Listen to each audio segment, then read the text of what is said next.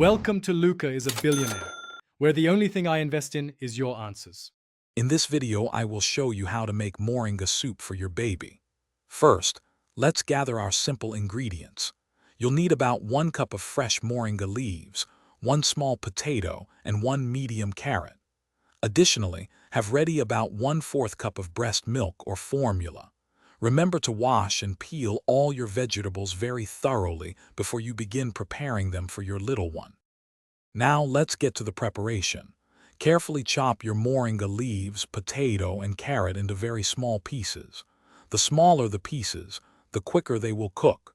Next, steam these chopped vegetables until they are incredibly soft.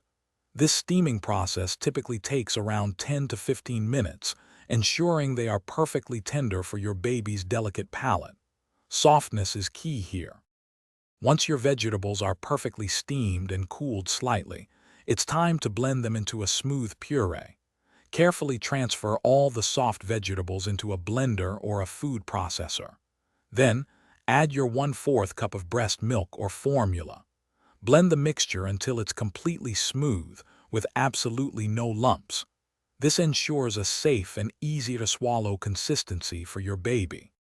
Finally, your baby's nutritious moringa soup is ready. Serve it warm, but always remember to test the temperature on your wrist first to ensure it's not too hot for your little one. For any leftover soup, store it in an airtight container in the refrigerator. It will stay fresh for up to 2 days. Enjoy watching your baby savor this healthy and delicious meal. Thanks for watching and please subscribe. It's the best investment you'll ever make.